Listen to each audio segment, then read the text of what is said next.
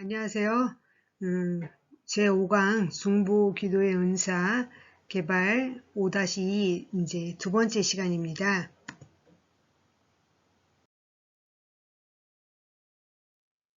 기도하고 시작하겠습니다. 고마우신 하나님, 제5강 중보 기도의 은사 개발 5-2 두 번째 시간입니다. 이 시간 성령님께서 함께하여 주시어서 잘 깨닫고 각자의 다양한 은사들이 있는데 어떤 은사들이 있는지 또 그 중에서도 중보 기도의 은사를 잘 개발하여서 저희가 교회의 덕을 세우고 잘 사용할 수 있도록 인도하여 주시옵소서. 감사드리며 귀하신 예수님의 이름으로 기도합니다. 아멘. 구호 한번 해보겠습니다. 5강 구호 준비 얍! 중보 신자의 의무요 성령의 은사 신자의 의무요 성령의 은사가 중보 기도입니다.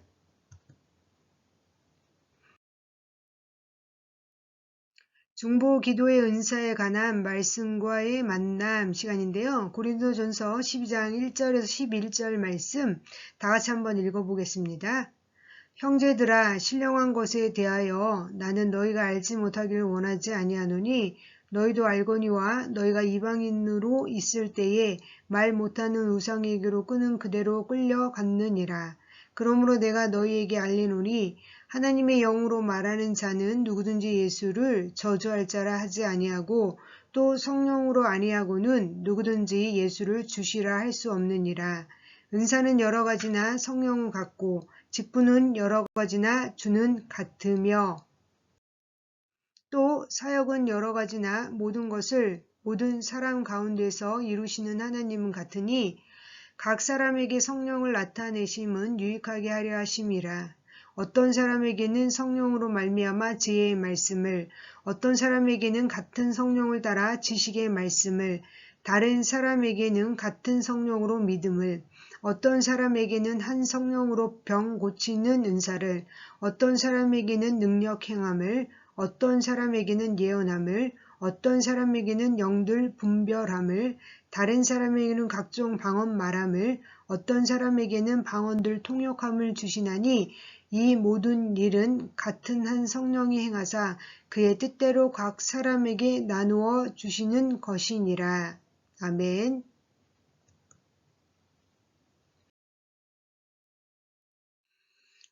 고린도전서 12장 1절에서 11절까지의 내용이 무엇인지 잠깐 살펴보겠습니다. 1절에서 3절 말씀의 내용은요. 바울은 고린도 교인들에게 성령의 역사와 은사에 대한 올바른 지식을 가지라고 권면하고 있습니다. 예수님을 믿기 전에는 영적 무지 속에 우상 숭배를 일삼았지만 이제는 신령한 것을 알 수 있는 특권과 의무를 가졌기 때문입니다. 오늘 본문에서 주는 이라는 말이 나오는데요. 당시 로마 황제에게만 붙여진 칭호였습니다.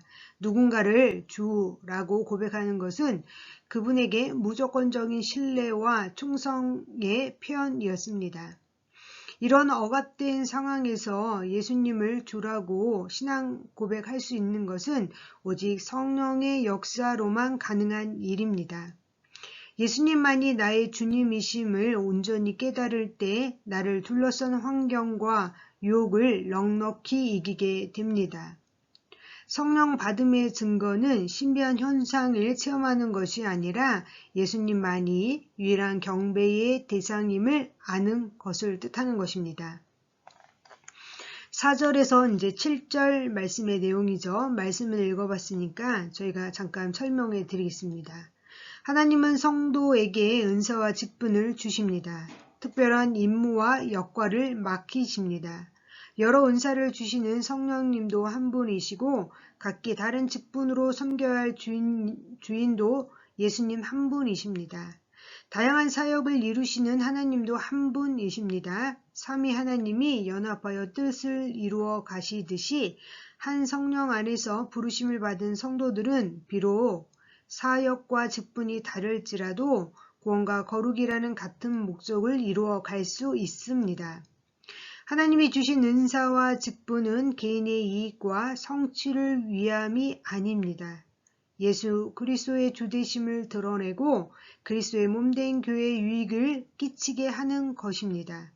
각기 다른 성품과 은사를 인정하고 또 서로의 부족함을 보완해 갈 때 풍성함이 더해질 수 있습니다.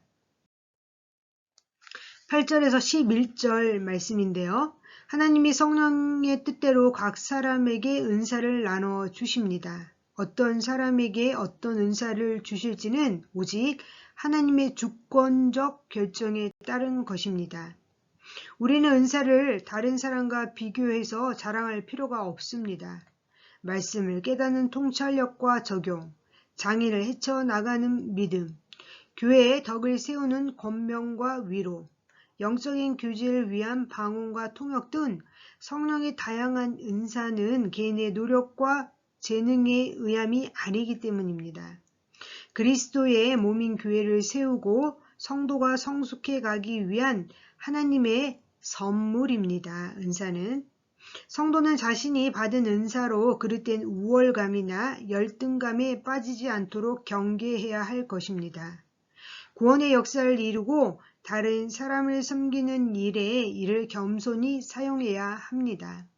고린도전서 12장 1절에서 11절 말씀을 통해 아래 이제 문제들을 읽어가면서 한번 살펴보겠습니다. 1. 본문과 로마서 12장 6절에서 8절, 에베소 4장 11절 12절에 나타난 은사들의 목록을 기록해 보십시오 라고 했는데요. 먼저 한번 말씀을 읽어보겠습니다. 로마서 12장 6절에서 8절 말씀입니다. 다 함께 읽어봅니다. 우리에게 주신 은혜대로 받은 은사가 각각 다르니 혹 예언이면 믿음의 분수대로, 혹 섬기는 일이면 섬기는 일로, 혹 가르치는 자면 가르치는 일로, 혹 위로하는 자면 위로하는 일로, 구제하는 자는 성실함으로, 다스리는 자는 부지런함으로, 긍휼을 베푸는 자는 즐거움으로 할 것이니라. 에베소서 4장 11절에 12절 말씀입니다. 다 같이 읽겠습니다. 그가 어떤 사람은 사도로, 어떤 사람은 선지자로, 어떤 사람은 복음 전하는 자로, 어떤 사람은 목사와 교사로 삼으셨으니 이는 성도를 온전하게 하여 봉사의 일을 하게 하며 그리스도의 몸을 세우려 하심이라. 아멘. 로마서 에베소 또 본문에 나타난 은사에 대해서 한번 정리해 보았습니다. 뒤에 보면요.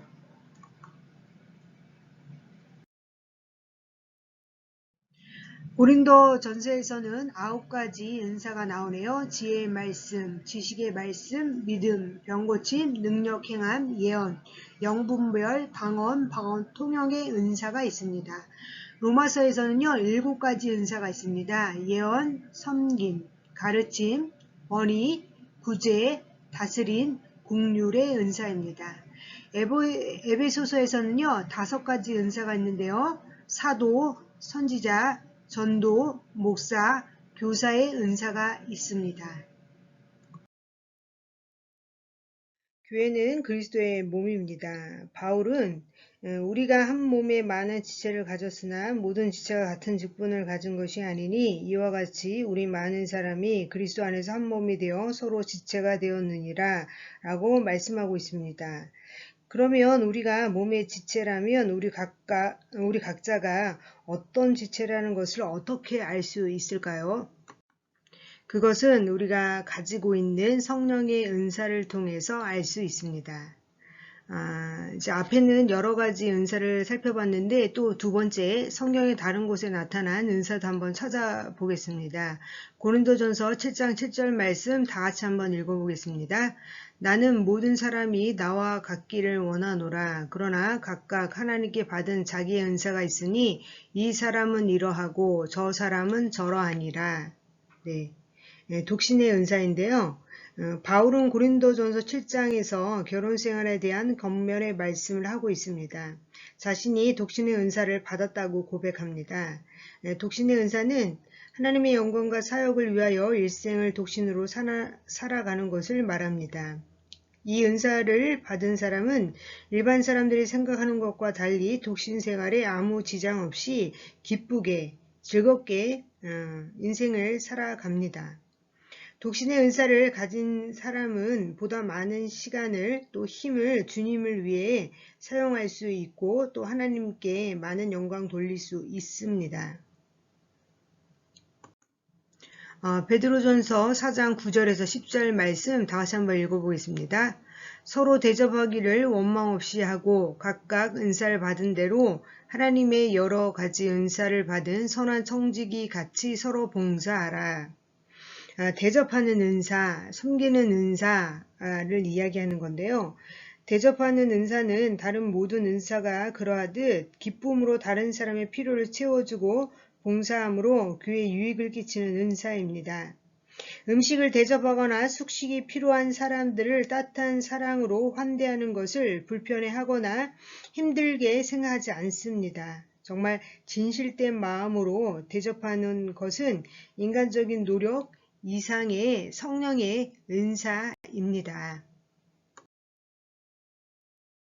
에베소서 3장 6절에서 9절 말씀입니다. 또 이 에베소서 이 본문에서는 어떤 은사가 있는지 한번 다 같이 읽어보겠습니다.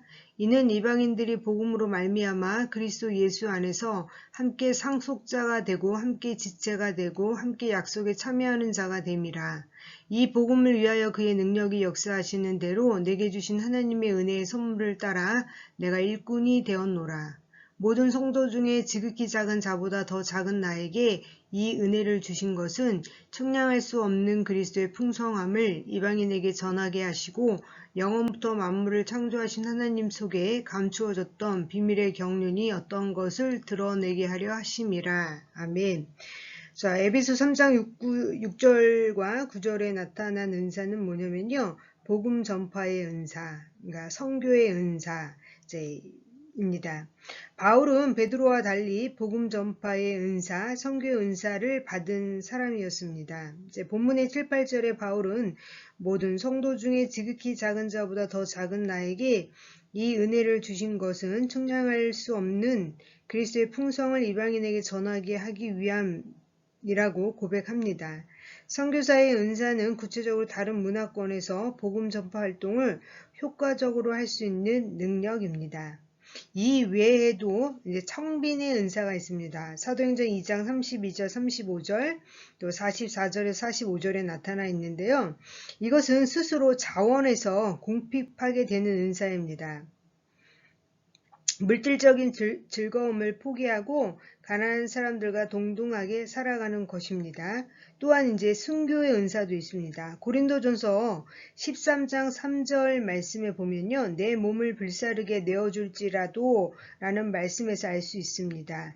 순교의 은사는 스데반 집사님과 같이 예수 그리스도에 대한 믿음을 위해서 죽기까지 고난을 당하면서 기쁨과 승리의 자세로 하나님께 영광을 돌리는 영적 능력입니다.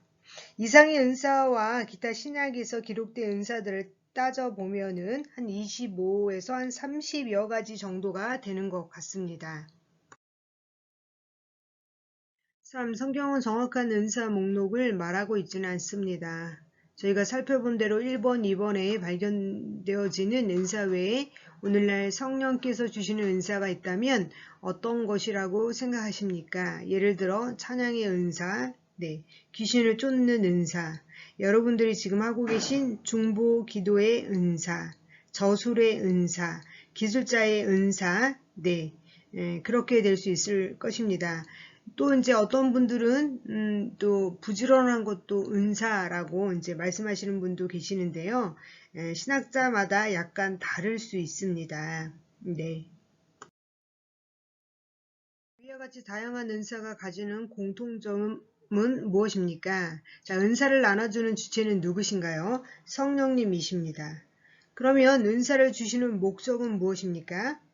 교회에 유익을 끼치게 하려고, 성도를 온전케 하려고, 봉사일을 하게 하려고, 또 그리스도의 몸인 교회를 세우시기 위한 것입니다.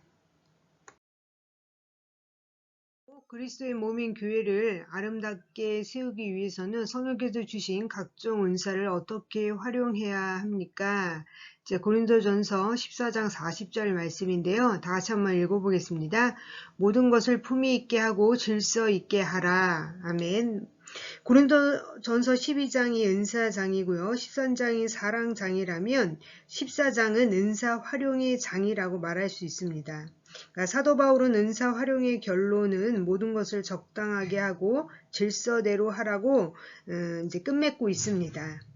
성령께서 주신 은사가 교회의 유익과 성도의 덕을 세우는 것으로 올바로 활용되기 위해서는 교회 영적 질서에 순응하는 자세가 필요하다는 것을 의미하는 것입니다. 그래서 14장 전체의 구구절절히 이제 내용을 살펴볼 수 없지만 잠깐 14장의 내용을 제가 말씀드리려고 합니다. 바울은 여러 가지 은사 가운데 예언의 은사를 14장에서 강조하고 있습니다. 여기서 말하는 예언은 미래의 일을 미리 알아 말하는 것이 아닙니다. 그보다는 말씀을 통해 덕을 세우도록 충고하는 것과 말씀으로 개인적인 상담 혹은 위로의 말을 해주는 것을 가리킵니다. 바울은 교회의 덕을 세우는 기준으로 방언과 예언을 비교하면서 교회를 견고히 세우는 데에는 예언이 더 유용하다고 합니다.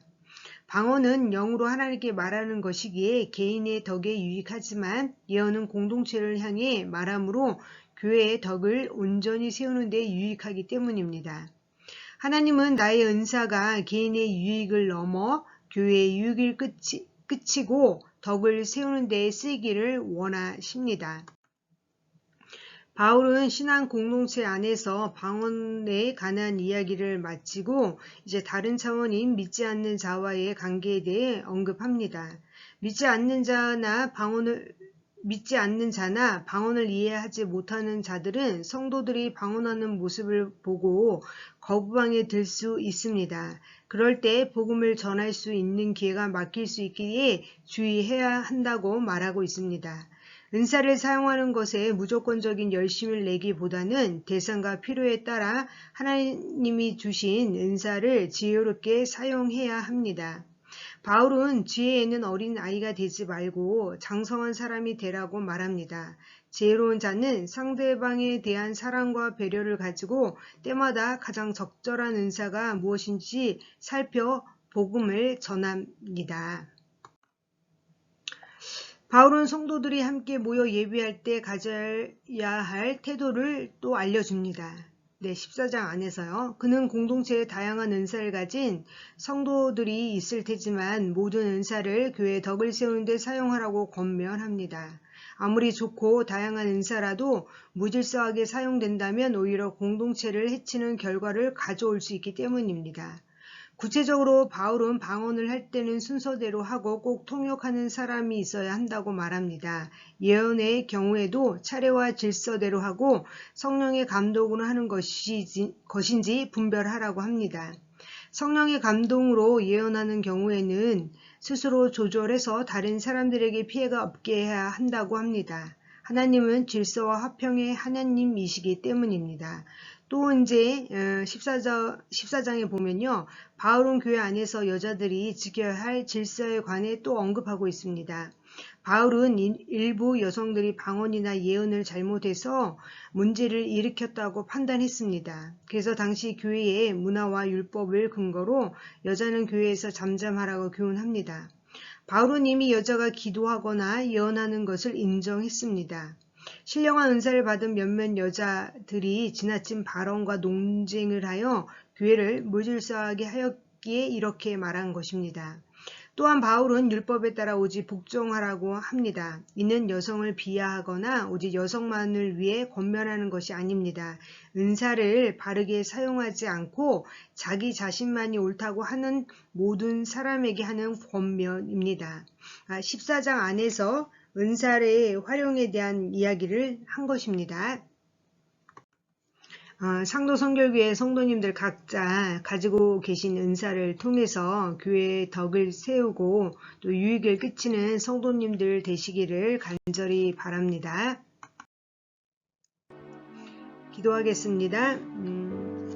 고마우신 하나님, 저희 각자에게 하나님께서 교회의 덕을 세우기 위해서 또 교회가 또 건강하게 성장하기 위해서 각자에게 은사를 주신 줄 믿습니다.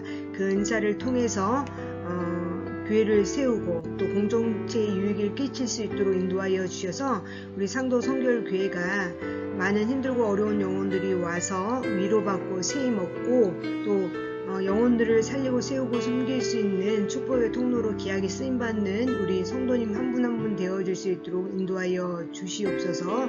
또 한 주도 하나님께 저희를 다스리고 통치하여 주시옵소서. 감사를 드리며 귀하신 예수님의 이름으로 기도합니다. 아멘.